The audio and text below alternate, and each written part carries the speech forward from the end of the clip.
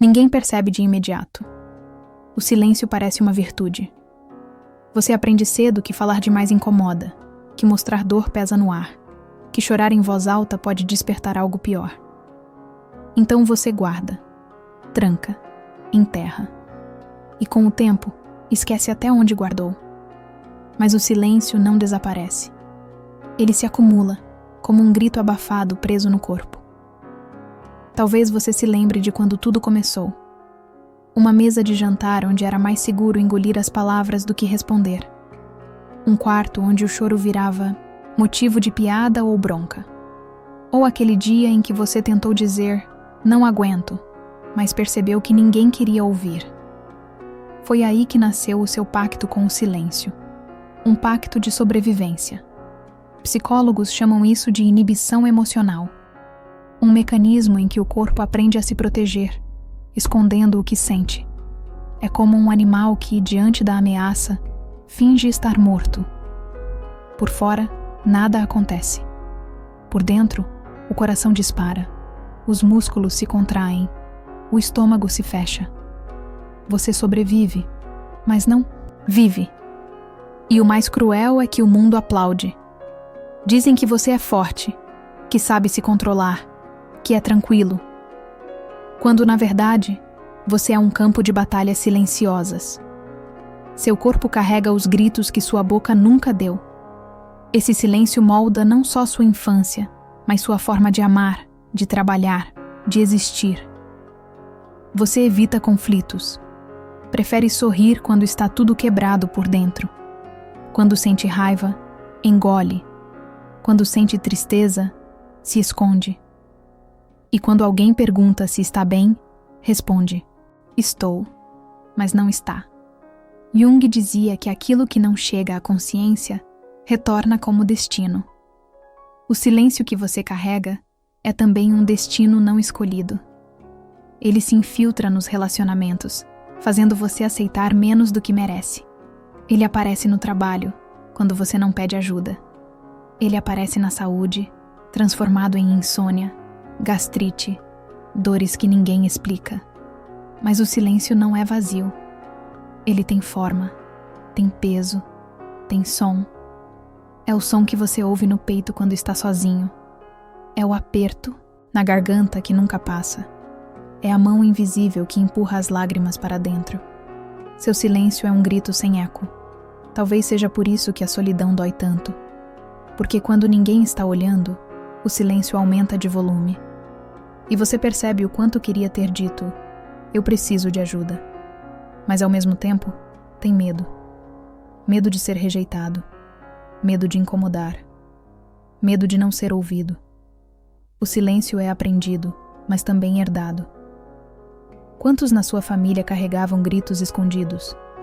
Seu pai que nunca falava de sentimentos. Sua mãe, que sempre parecia ocupada demais para chorar. Seus avós, que sobreviveram à dureza apenas calando. O silêncio é uma herança transgeracional. Você não o escolheu, mas ele escolheu você. Crescer nesse ambiente é viver num teatro onde a regra é não quebrar a quarta parede. Você sente, mas não pode expressar. Você sofre, mas precisa sorrir. E aos poucos, confunde máscara com rosto. Há quem diga que calar é maturidade. Mas você sabe que, no fundo, não é. É medo. Medo de que, se soltar a voz, o mundo desmorone. Então, você continua a sustentar paredes que não construiu. Mas pergunte-se, e se esse silêncio não fosse força, mas prisão? E se ele fosse o muro que te impede de ser inteiro? Quantos amores, quantas amizades, quantos momentos de conexão você já perdeu porque não conseguiu dizer, eu não estou bem? O silêncio não é neutro. Ele é corrosivo.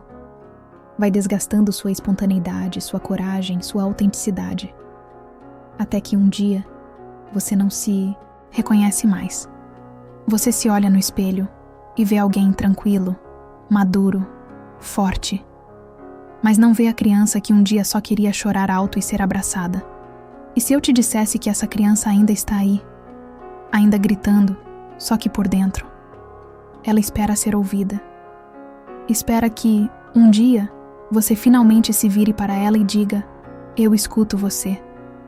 É aqui que a psicologia profunda entra. Jung falava da sombra, aquilo que reprimimos, mas que nunca desaparece.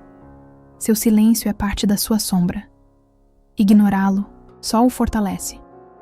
Reconhecê-lo, dar-lhe voz, é o início da cura. Mas como dar voz ao que nunca foi ouvido?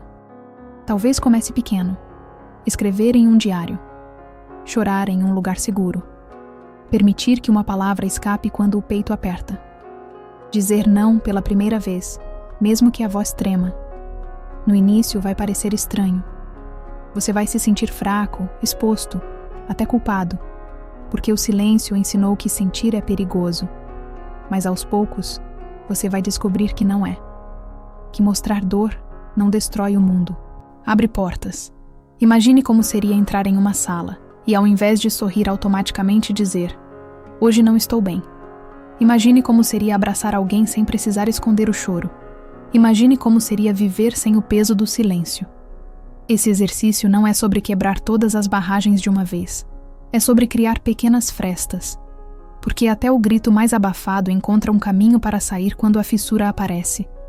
E se você se perguntar: mas e se ninguém me ouvir? A resposta é dura. Talvez realmente não ouçam. Mas o ato de falar não é só sobre o outro. É sobre você. É sobre se dar o direito de existir por inteiro.